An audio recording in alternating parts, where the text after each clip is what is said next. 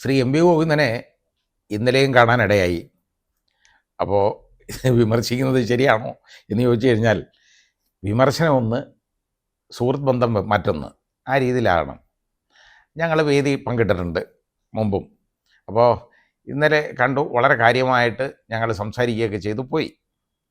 അപ്പോൾ അതിനുശേഷം ഞാൻ കണ്ടേക്കുന്ന ഒരു കാര്യം എന്ന് പറയുന്നത്, മാധ്യമപ്രവർത്തകരുമായിട്ട് അദ്ദേഹം സംസാരിക്കുന്നതാണ് കണ്ടത്. അപ്പോൾ ടി വി കണ്ടത് രാവിലെ. അതിനകത്ത് അദ്ദേഹം പറഞ്ഞതെന്ന് പറഞ്ഞു കഴിഞ്ഞാൽ, ഞങ്ങളാരെയും ചാക്കിട്ട് പിടിക്കാനൊന്നും ഞങ്ങൾ പോകത്തില്ല, ഞങ്ങളാരെയും പിടിച്ച് അങ്ങനെ ഒട്ടും വാങ്ങി ഞങ്ങൾക്ക് ഒരു സ്ഥാനമാനങ്ങളും വേണ്ട എന്ന് വളരെ വടിവത്ത അക്ഷരത്തിൽ നല്ല ചതുര വടിവോടുകൂടി സംസാരിക്കുന്ന ഞാൻ കേട്ടു.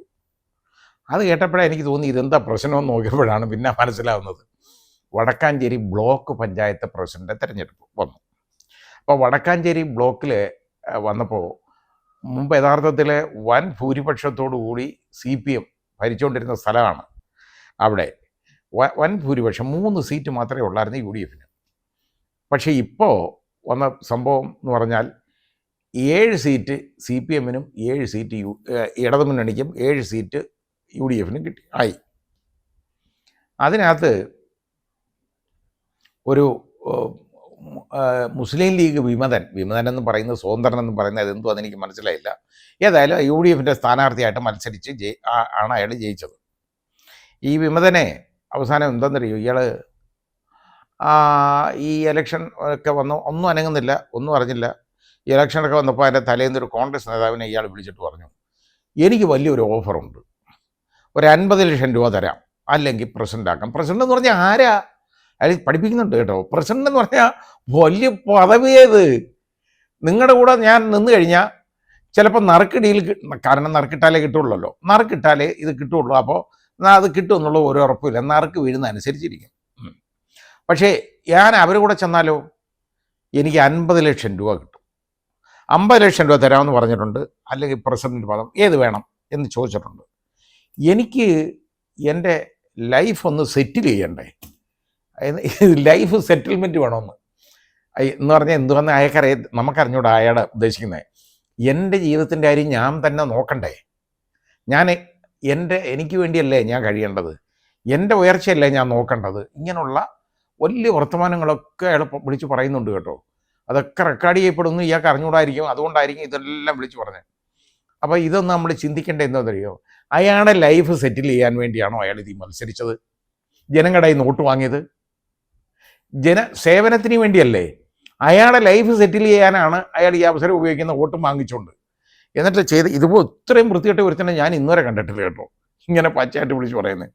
50 ലക്ഷം രൂപ കിട്ടും. അതൊരു 50 ലക്ഷം എന്ന് പറഞ്ഞ ഒരു ചെറിയ തുകയൊന്നും അല്ല. എനിക്ക് അതോടുകൂടി എൻ്റെ ലൈഫ് സെറ്റിൽമെൻ്റ് ആവും. അപ്പോൾ എല്ലാം സെറ്റിൽമെൻ്റായി. ഏതായാലും നടന്നു, പൈസയും വാങ്ങിച്ചു, തിരിച്ച് വോട്ട് ചെയ്തു കേട്ടോ. പ്രസിഡൻ്റായിട്ട് ഇടതു മുന്നണിക്ക് വോട്ട് ചെയ്ത് റെഡിയാക്കി അങ്ങ് കൊടുത്തു. അപ്പോൾ കൂറുമാറി വോട്ട് ചെയ്ത് കഴിഞ്ഞപ്പോൾ പ്രശ്നമാവുമല്ലോ, കൂറുമാറി വോട്ട് ചെയ്തതാണ്. അപ്പോൾ ഇങ്ങോട്ട് ഇറങ്ങിയിട്ട് പറഞ്ഞു, എനിക്ക് UDF പ്രവർത്തകരോടെല്ലാം എനിക്ക് പറയാനുണ്ട്, ഒരു തെറ്റ് പറ്റിയതാണ്. അപ്പോൾ ആദ്യമല്ല അയാൾക്ക് തെറ്റ് പറ്റിയെന്നായി, എന്ന് വെച്ചാൽ ഈ വോട്ട് ചെയ്തത് തെറ്റിപ്പോയതാണ് എന്നൊരു പരിപാടി ഇറക്കാൻ നോക്കി. അതായത് അങ്ങനെ ഉണ്ട്, ഇങ്ങനെയുണ്ട്, ഞാൻ മറ്റേതൊന്നുമല്ല, ഞാൻ ആരെയും വഞ്ചിച്ചിട്ടില്ല, ചതിച്ചിട്ടില്ല, ഞാൻ 1 രൂപയെങ്കിലും ആരുടെ നിന്നെങ്കിലും വാങ്ങിച്ചെന്ന് തെളിയിച്ചാൽ ഞാൻ നിങ്ങൾ പറയുന്ന ജോലി ചെയ്തു തരാം. നമ്മൾ ഇയാളെ ആരെങ്കിലും ജോലിക്ക് വെക്കുമോ? ഇങ്ങനെയുള്ളവർ തന്നെ ഈ വൃത്തികെട്ടവനെ ആരെങ്കിലും ജോലിക്ക് എടുക്കുമോ? കാരണം ഇത് തെളിയിച്ചു കഴിഞ്ഞാൽ നിങ്ങൾ പറയുന്ന ജോലി ചെയ്യാന്ന് പറഞ്ഞു കഴിഞ്ഞാൽ ഇയാളെ ഒരാളെ ഒരു ജോലിക്ക് ഇയാളെ ആക്കി കഴിഞ്ഞാൽ അവരെയും ചതിക്കും ഇയാൾ. അത്രയും വലിയ ചതിയനാണ്. എവിടെങ്കിലും കാണാൻ കിട്ടുമോ ഇതുവരെ തന്നെ? അപ്പോൾ ഇങ്ങനെയുള്ള ഒരുത്തനെ പറ്റുമെന്ന് കണ്ടപ്പോൾ അവർ അത് പിടിച്ചു. 50 ലക്ഷം രൂപ എന്ന് പറയുന്നത് ഇന്നിപ്പോൾ അവർക്കൊന്നും അല്ല. മാർക്സിസ്റ്റ് പാർട്ടി ഇവിടെ BJP കഴിഞ്ഞാൽ ഏറ്റവും കൂടുതൽ പണമുള്ള പാർട്ടി കേരളത്തിലുള്ളത് മാർക്സിസ്റ്റ് പാർട്ടിയാണ്. അത് ശരിയാണ്, CPM ആണ്. അത് BJPക്ക് കേന്ദ്രത്തിൽ നിന്ന് ഇഷ്ടം പോലെ കിട്ടും എന്നുള്ളത് നമുക്കറിയാം. അവരുടെ കയ്യിൽ ഒരുപാട് വലിയ ഫണ്ടുണ്ട്. അത് കഴിഞ്ഞാൽ പിന്നെ മാർക്സിസ്റ്റ് പാർട്ടിക്കാണ് ഇവിടെ ഉള്ളത്. ഒരുപാട് കാശുണ്ട്, ഇഷ്ടംപോലെ പൈസ ഉണ്ടാക്കിയിട്ടുണ്ട്. അപ്പോൾ അത് എടുത്ത് കൊടുക്കാൻ ഒരു ബന്ധപ്പാടുമില്ല. അവരുടെ ഒരു പ്രസ്റ്റീജ് സീറ്റാണ് ഈ വടക്കാഞ്ചേരിയിലെ ബ്ലോക്ക് പഞ്ചായത്ത് പ്രസിഡന്റ് എന്ന് പറയുന്ന അവരുടെ പ്രസ്റ്റീജ് സീറ്റാണ്. അത് വിടാൻ അവർ തയ്യാറാവത്തില്ല. അത് നമ്മുടെ ഗോവിന്ദൻ മാഷ് എന്തൊക്കെ വിളിച്ചു പറഞ്ഞാലും, എത്ര ചതുരവാടി സംസാരിച്ചാലും ശരി, ഇത് പിടിച്ചത് തന്നെയാണ്. ആ ഇനി നിങ്ങൾ ഇതിന് തെളിവ് കൊണ്ടുവന്ന് പറഞ്ഞാൽ ഈ 50 ലക്ഷം രൂപ കൊടുത്തോമെന്ന് പറയുമോ ഞാൻ കൊടുത്തെന്ന്? ഇല്ല. ഈ വാങ്ങിച്ചോൻ പറയുന്നുണ്ട് ഇതുണ്ടെന്ന്. മാത്രമല്ല അവനെ അതും കഴിഞ്ഞിട്ട് ഇതെല്ലാം കൂടെ എല്ലാ സാഹചര്യവും വെച്ചിട്ട് ഇപ്പം എന്താണെന്നറിയോ, അത് കഴിഞ്ഞ് പ്രസിഡന്റിനെ ഇങ്ങനെ തിരഞ്ഞെടുത്തു. അടുത്തത് വൈസ് പ്രസിഡന്റ് സ്ഥാനം വേണം. അത് വോട്ട് ചെയ്യാൻ പോയില്ല എന്ന് പറഞ്ഞാൽ അതും അപ്പോൾ ഒരാൾ ഇവിടെ കുറഞ്ഞല്ലോ, അതും അവർക്ക് കിട്ടി. അത് റെഡിയാക്കി കൊടുത്തു. അപ്പോൾ ഇതെല്ലാം കൂട്ടി വായിക്കണം നമ്മൾ. അത് കഴിഞ്ഞ് ഇപ്പം എന്താണെന്നറിയോ, ഇപ്പം മുങ്ങിയേക്കുക. അതിന് മുമ്പ് അങ്ങ് രാജിവെച്ചു. ഇതെല്ലാം കഴിഞ്ഞ് രാജിവെച്ചു, മുങ്ങി. അപ്പോൾ ഒരു സീറ്റ് വേക്കൻ്റാണ്, അത്രയേ ഉള്ളൂ. അപ്പോൾ ഈ UDFൻ്റെ 7 സീറ്റ് എന്ന് പറഞ്ഞാൽ 6 സീറ്റായിട്ട് മാറി, കുറഞ്ഞു. ഇനി അടുത്ത ഇലക്ഷൻ വരണം, അതാണ് പ്രശ്നം. അപ്പോൾ രാജിവെച്ചിട്ട് മുങ്ങി. എവിടാന്ന് ചോദിച്ചാൽ വീട്ടുകാർക്ക് എവിടെ രാജിയും വെച്ചിട്ട് പോയതാ, എവിടെ പോയതെന്ന് അറിഞ്ഞൂടാ. പക്ഷെ അവർക്ക് പരാതിയൊന്നുമില്ല. അല്ലെങ്കിൽ ഇന്നാരെ കാണാനില്ല എന്ന് ഒരു പരാതി എഴുതി കൊടുക്കണം, അത് കൊടുക്കുന്നില്ല. അയാളെ കാണാനില്ല എന്നുള്ള പരാതിയില്ല. അയാൾ CPMൻ്റെ സംരക്ഷണയിലാണ് എന്ന് പറയപ്പെടുന്നു.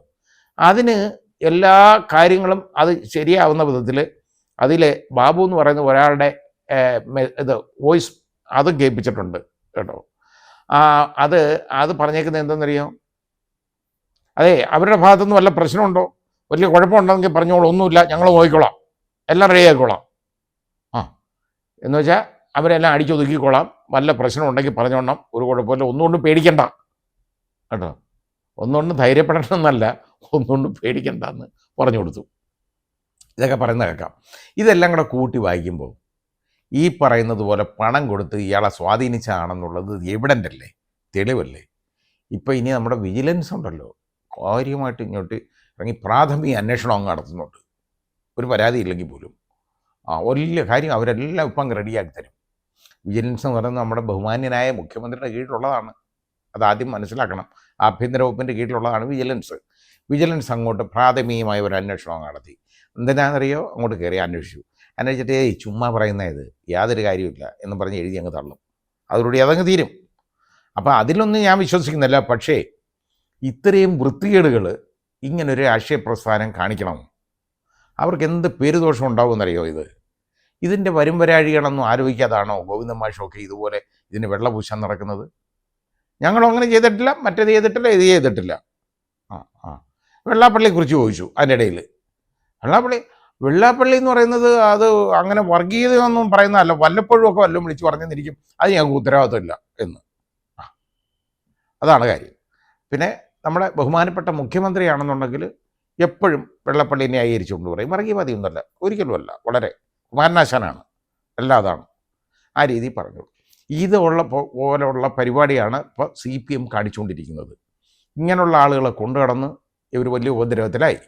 ഇനി ഇപ്പോൾ അതിൻ്റെ കൂടെ ഇതുപോലെ പണം കൊടുത്ത് ആളിനെ ഒരു മാൻഡേറ്റ് കിട്ടി ജയിച്ചു വന്ന ഒരുത്തനെയാണ് ഈ പിടിച്ചേക്കുന്നത്. അവൻ വോട്ട് ചെയ്ത ജനങ്ങളൊക്കെ ആരാണ്? അവരാരാവും? അവരെല്ലാം ശശിയാക്കിയില്ലേ? അതല്ലേ നടന്നേക്കുന്നത്. ഏതായാലും സംഭവം ഈ രീതിയിൽ അങ്ങോട്ട് പോവുകയാണ്. മാർക്സിസ്റ്റ് പാർട്ടിയൊക്കെ ഇത്രത്തോളം അധപ്പതനം ഉണ്ടാകുന്നത് സങ്കടകരമാണ്.